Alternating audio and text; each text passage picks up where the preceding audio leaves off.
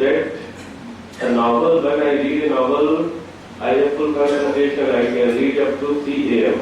कभी एडवाइस को कर रखी ना 3-2 बजे तक नॉवल पढ़ने की, इसलिए ये चीज आ गई in morning. But when I study course books I can't concentrate so much. बाय सिंपल सी चीज है, जिस अच्छा क्वेश्चन है और साइकोलॉजिकली इस चीज को समझ लीजिए, जिस चीज में आपको प्रॉफिट समझ में आता है उस चीज में आपका इंटरेस्ट क्रिएट हो जाता है.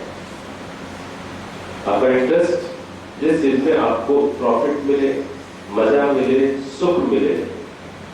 सुख मजा 2 प्रकार का होता है. एक होता है उसी क्षण मिलना, उसी पल में सुख मिलना, और एक सुख होता है कि मेहनत करते समय तो पसीना बहता है, वो सुख बाद में मिलता है जब रिजल्ट कम होता है. उस समय की खुशी अलग खुशी है. एक बच्चा निराश होकर बैठा हुआ है कि मेरा रिजल्ट बिगड़ गया, और एक व्यक्ति खुशी में है. तो कई बार क्या होता है कि व्यक्ति तात्कालिक सुख में फंस करके वैसी ही रुचि बना लेता है, वैसा इंटरेस्ट क्रिएट कर लेता है. अब नॉवल पढ़ने में क्या होता है, आपको अच्छा लगता है, एंटरटेनमेंट होता है, तो तात्कालिक सुख मिला. जैसे ही सुख मिला आपका इंटरेस्ट क्रिएट हो गया.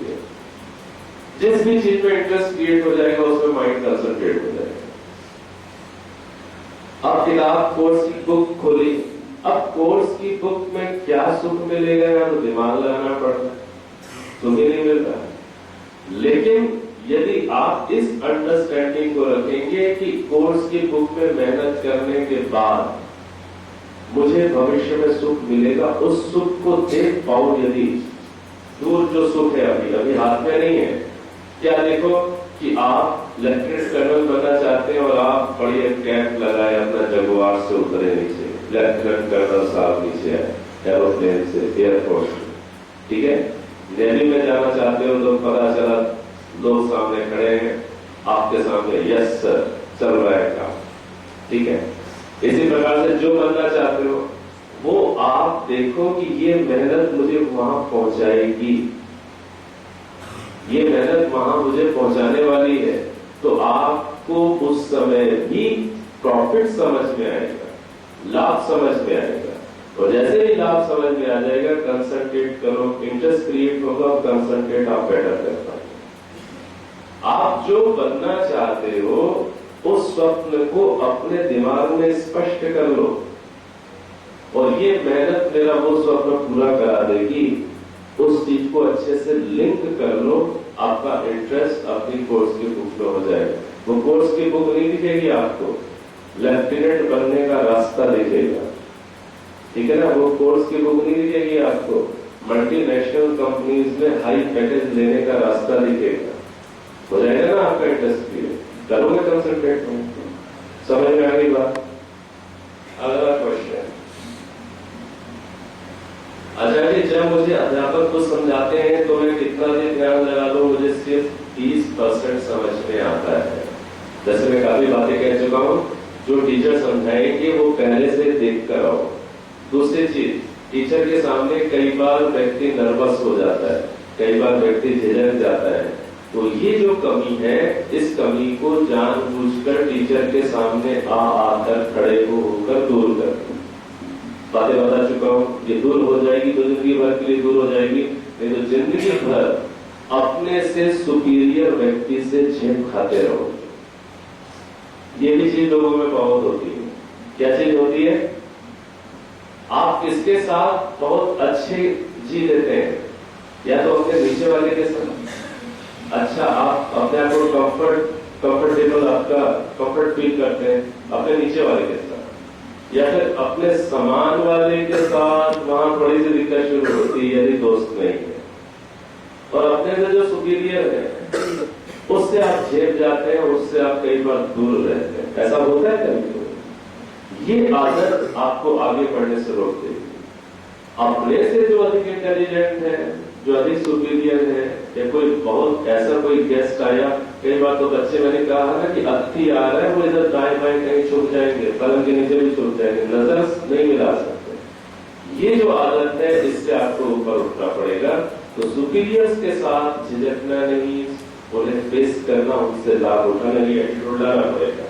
I don't know about my interest, please give me suggestion about it. अच्छा क्वेश्चन है।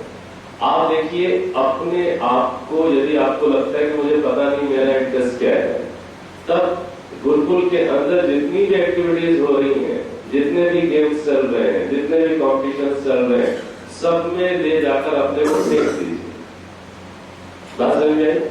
अगर सब में पार्टिसिपेट करिए। आप क्या है, आप झिझक के कारण, डर के कारण पार्टिसिपेट ही नहीं कर रहे हो। जब आप पार्टिसिपेट ही नहीं कर रहे हैं, तब आपको ये बात क्लियर नहीं हो पाती कि आपका इंटरेस्ट किस फील्ड में है। आप झिझक को हटाइए, डर को हटाइए, अपने आप को ले जाकर लाइन में खड़ा कर दीजिए, हर गेम में खड़ा कर दीजिए। आप हर चीज को ज्वाइन करके देखिए, आपको पता चल जाएगा आपका किसमें इंटरेस्ट है और किसमें आप आगे बेहतर काम कर सकते हैं। बार बार मन डेविएट होता है कि मैं 12th के बाद क्या करूं। कई बार लगता है बीटेक करूं, बीएससी करूं, या कई बार एनडीए भी लगता है। ऐसा क्यों और ऐसा क्या कि मन डेविएट ना हो? देखिए ये जो डेविएशन है, ये डेविएशन इस कारण से है कि अभी आपको बीटेक एक इस कारण से भी होता है कि बीटेक करके मुझे क्या मिलेगा, बीटेक करने का आज समाज में उसकी क्या वैल्यू है, क्या प्रभाव है। बीएससी करने के बाद मेरे सामने कौन कौन सी लाइन्स ओपन हो जाएंगी, किन किन कॉम्पिटिशन्स में अपियर हो पाऊंगा, नहीं अपियर हो पाऊंगा। आपको इंजीनियरिंग लाइन का या बीएससी या साइंस लाइन का एक आपको थोड़ा सा इनके बारे में नॉलेज को बढ़ाना पड़ेगा। बीटेक करने के बाद कौन कौन से ऑप्शंस खुल जाएंगे करियर बनाने के, बीएससी के बाद कितने खुल जाएंगे, किसमें अधिक बेटर संभावनाएं हैं आज की स्थितियों के अनुसार, किसमें कम संभावनाएं हैं। एनडीए है, एनडीए में जाकर के लाइफ कैसी होगी। कई बार क्या होता है कि भावना तो है लेफ्टिनेंट बनने की, भावना तो है कि जाकर के मैं डिफेंस में जाऊं, लेकिन वहां की जो मेहनत है अभी उसके बारे में पता नहीं। वहां जो एक्सरसाइज है, जितना सुबह से लेकर रात तक का रूटीन है, उसके बारे में जानकारी नहीं है। बस भावना है और पहुंच गए और 6 महीने में जान निकल गई और भाग गए। ऐसे भी बहुत केसेस होते हैं। आपको जिस लाइन में जाना है उस लाइन की पहले पूरी जानकारी रखिए, उस लाइन के देखिए प्रॉफिट्स, आपके सामने क्या क्या नए रास्ते ओपन होंगे, उन सारी चीजों का पहले आपके पास एक अच्छी स्टडी होनी चाहिए। ठीक से उस प्रकार को समझिए और उसके बाद आंख बंद करके इन तीनों चीजों को दिमाग में उभारिए, बीटेक, बीएससी, एनडीए। पहले इनके बारे में आप समझ लीजिए ये क्या रास्ते हैं, इनमें से आगे बढ़कर क्या संभावनाएं हैं। फिर इनके बाद इन तीनों को दिमाग में उभारिए। इन तीनों में जो बना जाता है कि आप बीटेक के बाद क्या बनेंगे, बीएससी के बाद कहां पहुंचेंगे, एनडीए के बाद क्या बनेंगे, जो आप बने कल्पना में, इन तीनों को उभारिए। जिस चीज में सबसे अधिक सेटिस्फैक्शन मिले, अंदर सुख का भाव सबसे अधिक है, चुपचाप उस लाइन को जाकर ज्वाइन कर लीजिए। उसमें आप जिंदगी में अधिक सुखी रहते हैं। बात समझ में आ रही है? ठीक है। और कल मैं ये बात बता चुका हूं, सेटिस्फैक्शन के साथ साथ आपको धन का प्रपोर्शन देखना पड़ेगा, देश की सेवा, इन सारी चीजों को देखना पड़ेगा। तो इस प्रकार से डिसीजन आप ले सकते हैं और डिसीजन लेने पर हमेशा बेटर है अपने पास ऑप्शंस रखें, विकल्प रखें। यदि एनडीए क्वालिफाई नहीं कर पाया तो मेरा विकल्प दूसरा मेरे पास है कि बीटेक करूंगा, बीटेक नहीं कर पाया तो मेरे पास विकल्प है एनडीए में जाऊंगा, दोनों नहीं कर पाया तो तीसरा विकल्प मुझे शांत और हर्षित मन से स्वीकार है, बीएससी करना है। तो रोने का काम नहीं है हमारे पास। बात समझ में आ गई? अगला चलिए, जब काउंटिंग की तब मन नहीं भटका था ओम के उच्चारण में। तो काउंटिंग आपने 2 प्रकार से की होगी। एक तो जैसे ओम को हमने 2 बार बोला, ओम बोला, 1 बार हो गया, 2 बार हो गया, 3 बार हो गया, ऐसे 9 बार हो गया। ये काउंटिंग करते हैं तो आपका मन कम भटकता है। यदि आपको ऐसा लगता है तो आप ऐसी काउंटिंग जोड़ लीजिए, क्योंकि अभी टारगेट मन को कंसंट्रेट करना है। और यदि आप डिस्ट्रैक्ट जब होते हैं उसको काउंट करते हैं तब तो निश्चित रूप से मन कम ही भटकेगा।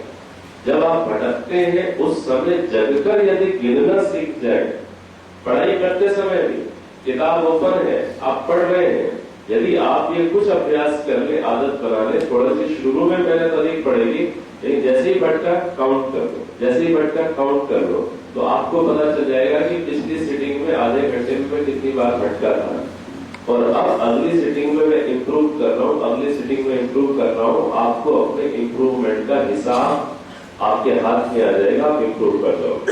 जब पढ़ते हैं तो समझ आ रहा हो तो ध्यान ना के बराबर भटकता है, परंतु जब समझ ना आ रहा हो तो ध्यान भटका ही रहता है या मन चिड़चिड़ा होता है, तब क्या करें? बहुत अच्छा क्वेश्चन। ये भी चीज है, जब आपको सब्जेक्ट समझ में आ रहा है तब तो कंसंट्रेट हो जाता है, और जब समझ में नहीं आ रहा तब क्या है? फिर भटकता है, फिर नहीं लगता और मन में चिड़चिड़ापन हो आ जाता है। ऐसा होता है? अच्छा क्वेश्चन है ये। तो उसके लिए क्या है, जब चीज आपको समझ में नहीं आ रही तो एक सीमा होती है ना अपना दम लगाने की। जब समझ में नहीं आ रही है तो उस समय अपना, जिसे कहते हैं अभिमान, छोड़ दीजिए। क्या छोड़ दीजिए? अभिमान। उस समय वो चीज जिसे समझ में आई हुई है, चुपचाप उसके पास जाकर हेल्प मांगिए। वो मित्र हो सकता है, सीनियर हो सकते हैं, या आपके सम्माननीय अध्यापक गण हो सकते हैं। आप अभिमान छोड़ दीजिए और डर छोड़ दीजिए। आपका टारगेट अभिमानी बनना नहीं है, आपका टारगेट यहां आकर डरे डरे बैठे रहना नहीं है, आपका टारगेट तो विद्या में आगे बढ़ना है। छोड़ दीजिए ना अभिमान को, डर को। आपको लगता है कि उस लड़के के साथ मेरी उतनी अच्छी दोस्ती नहीं है, लेकिन उसको ये बातें समझ में आती है, आप कोशिश करिए, उससे रिक्वेस्ट करिए एक बार, दो बार, और आपको लगता है कि नहीं ये अभी इतने उदार दिल का व्यक्ति नहीं है, खुले दिल का नहीं है कि समझ आई चीज को दूसरे को समझाना चाहिए, तो मेरा कर्तव्य मैं ट्राई तो करूं। मैं ट्राई नहीं करता तो मेरी गलती, और ट्राई करने के बाद वो नहीं समझाता वो उसकी गलती। बात समझ में आती? हमेशा इस बात को समझिएगा, जो विद्या है वो शेयर करने से बढ़ती है। यही एक ऐसा धन है, आप दूसरे को समझाएंगे। यदि आपको कोई चीज आती है जिनको समझ में नहीं आई, जो थोड़े वीक स्टूडेंट्स हैं, आप उनको खुद हेल्प करेंगे, समझाएंगे, पढ़ाएंगे, तो आपकी विद्या और स्ट्रांग बनेगी, आपके कॉन्सेप्ट्स और अधिक क्लियर हो जाएंगे। जो चीज आपने एक बार दो बार किसी को पढ़ा दी, मेरा अनुभव ये कहता है उस चीज को आपको एग्जाम में प्रिपेयर करने के लिए अलग से समय नहीं लगाना पड़ता।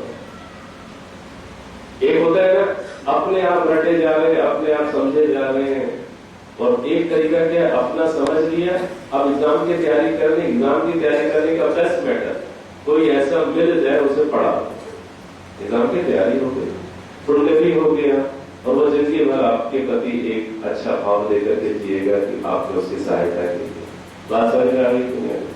तो टीचर तक चले जाइए, अपने मित्र तक चले जाइए, जब समझ में नहीं आ रहा है तो जबरदस्ती भी दिमाग मत खराब करिए, उसको दूर कर लीजिए। मैं जर्नलिस्ट बनना चाहता हूँ, वैसे तो मैं नॉन मेडिकल का छात्र हूँ, फिर भी आप मेरा मार्गदर्शन करें कि मैं जर्नलिस्ट कैसे बनूं। तो जर्नलिस्ट बनने के लिए आप जिसे कहते हैं नेट पर सर्च करें, किसी एक्सपीरियंस व्यक्ति से आप पूछें कि जर्नलिज्म के अंदर कोर्सेज कहाँ पर होते हैं, ये आपको नेट के माध्यम से पता चल जाएगा। और इसके लिए कौन कौन से अच्छे इंस्टीट्यूट्स हैं, कभी भी किसी इंस्टीट्यूट के बारे में सर्च करते हैं तो उसकी रैंकिंग देखा करें, उसकी रैंकिंग क्या है, कौन से अच्छे बेटर इंस्टीट्यूट्स हैं इस कोर्स के लिए, और जिसे कहते हैं इस कोर्स के लिए प्रीमियम क्वालिफिकेशन क्या है, कि 12th के बाद ये संभव है कि ग्रेजुएशन के बाद ये संभव है। ये सारी चीजें आप पता कर लीजिए, फिर आप उस हिसाब से अपनी योजना बना लीजिए। अगर आप